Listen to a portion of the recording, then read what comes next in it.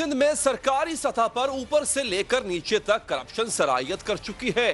बददियांती और लूटमार की जो दास्तानें सामने आ रही हैं वो चकरा देने वाली, हैरान और परेशान कर देती है। हाल ही में जो खबर सामने आई है वो ऐसी खबर है कि जिससे न सिर्फ हैरान किया बल्कि परेशान भी कर दिया कि आखिर ये हो क्या रहा है। वो खबर ये नहीं बता रही कि सिंध के कितने सरकारी अफसरान ने करप्शन की, बल्कि वो खबर ये बता रही है कि करप्शन करने वाले पकड़े गए।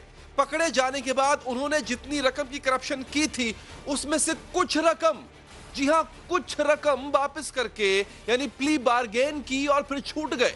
लेकिन कहानी यहां खत्म नहीं होती, बल्कि छूटने के बाद सिंध के वो सरकारी अफसरान दोबारा अपनी नौकरियों पर बहाल हो गए।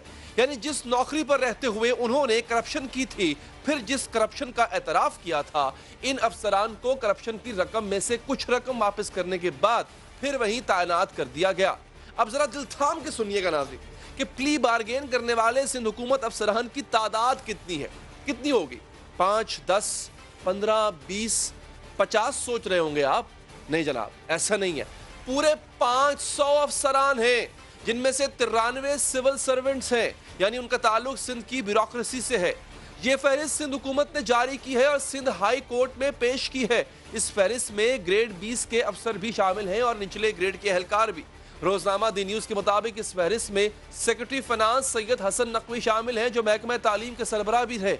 उन्होंने नैब से 1 करोड़ 20 लाख रुपए की प्ली बार्गन की। इस फहरिस्त में ग्रेड 20 के अफसर सुहेल बचानी शामिल है। महकमा आबपाशी के ग्रेड 19 के अफसर सरदार अली शाह और जहूर अहमद मेमन भी शामिल हैं, वो भी प्ली बार्गेन कर चुके हैं।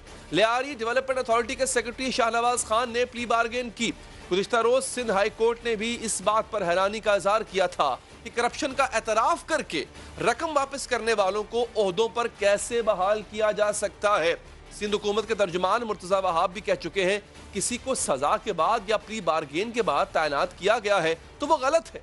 जो शख्स सजा याफ्ता हो या जिसने प्ली बार्गेन की हो, उसको आप जो है किसी पोजीशन पर पोस्ट नहीं कर सकते। और अगर किसी शख्स को सजा के बाद या प्ली बार्गेन के बाद पोस्ट किया गया है तो वो गलत है, वो नहीं होना चाहिए। लेकिन जहाँ तक मेरी मालूमात है, कोई प्ली बार्गेन किया हुआ शख्स किसी जगह पर पोस्टेड इस वक्त नहीं है। लेकिन सिंध में सरकारी सतह पर करप्शन और फिर इसकी पर्दापोशी की ये कोई पहली दास्तान नहीं है। गुज़िश्ता साल नैब सखर ने अंदरूने सिंध गंदुम के गोदामों पर छापा मारा तो इंकशाफ हुआ कि गंदुम की 30 लाख बोरियां गायब है। फिर तहकीकात शुरू हुई। सिंध हुकूमत के 79 अफसरान को मुअत्तल किया गया।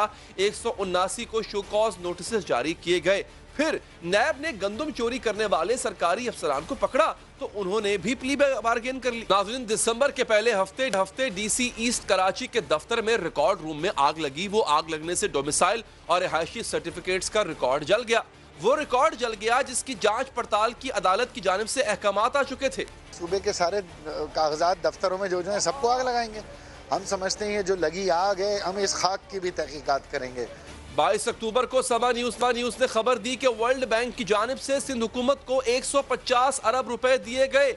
मकसद इसका यह था कि सिंध की खवातीन जिनके बच्चे मुनासिब खुराक न मिलने की वजह से कमज़ोर पैदा होते हैं, इनकी नशोनुमा नहीं हो पाती है। नाज़रीन, खवातीन जब माँ बनने लगी तो उन्हें मछलियाँ खिलाई जाएं ताकि बच्चे ग़िज़ाइयत की कमी का शिकार ना हो। खबर के मुताबिक सिंध हुकूमत ने आलमी बैंक की जानिब से रकम वसूल तो कर ली, लेकिन ये पता नहीं कि 1.5 अरब की मछलियाँ कौन सी माओ ने खाई। 22 अजला में मछली के 1208 फॉर्म बनाए जाते थे, लेकिन काम सिर्फ चंद अजला में किया गया, वो भी बराए नाम।